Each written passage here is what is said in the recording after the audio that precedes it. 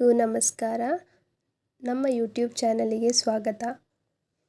ನಾವು ನಮ್ಮ ಮಗಳಿಗೆ ಸೈಕಲನ್ನು ನೋಡಲು ಹೋಗಿದ್ದೆವು.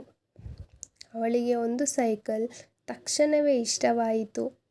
ಹಾಗಾಗಿ ಅವಳ ಅಜ್ಜ ಅಂಗಡಿಯಲ್ಲೇ ಸೈಕಲನ್ನು ಟೆಸ್ಟ್ ರೈಡ್ ಮಾಡಿಸಿದರು.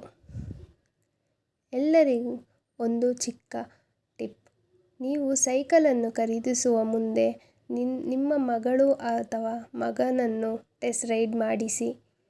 ಅದು ಕಂಫರ್ಟಬಲ್ ಇದೆಯಾ ಅಂತ ಚೆಕ್ ಮಾಡಿ.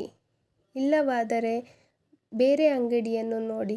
ಯಾಕಂದರೆ ನೀವು ಸೈಕಲನ್ನು ತೆಗೆದುಕೊಂಡು ಹೋಗಿ ವಾಪಸ್ ತಗೊಂಡು ಬಂದು ಮತ್ತೆ ಸೈಕಲನ್ನು ವಾಪಸ್ ಕೊಟ್ಟರೆ ಅವರು ನಿಮಗೆ ಕಾಸು ಕೊಡುವುದಿಲ್ಲ.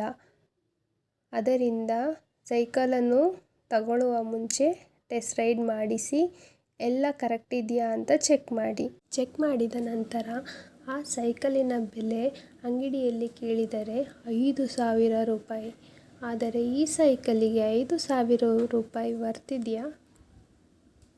ನನ್ನ ಯೋಚನೆ ಚಿಂತೆ ಏನೆಂದರೆ, ಈ ಸೈಕಲ್ಲು ಈಗ 5,000 ರೂಪಾಯಿ ಕೊಟ್ಟು ತಗೊಂಡು ಮತ್ತೆ ಸ್ವಲ್ಪ ದಿನ ನಂತರ ಆ ಸೈಕಲ್ಲು ನನ್ನ ಮಗಳಿಗೆ ಚಿಕ್ಕದಾಗುತ್ತದೆ. ಅದರಿಂದ ನಾನು ಯೋಚನೆ ಮಾಡಿ ಸ್ವಲ್ಪ ದೊಡ್ಡ ಸೈಕಲ್ ತಗೊಂಡ್ರೆ ಏನು ಅಂತ ಅನಿಸಿತು. ನೀವೆಲ್ಲ ನಿಮಗೇನನಿಸುತ್ತೆ ನಮ್ಮ ಇನ್ಬಾಕ್ಸ್ನಲ್ಲಿ ಕಮೆಂಟ್ ಮಾಡಿ.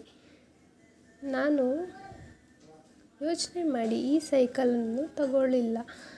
ಮತ್ತು ಇನ್ನೊಂದು ಅಂಗಡಿಗೆ ಹೋಗಿದ್ದೆ.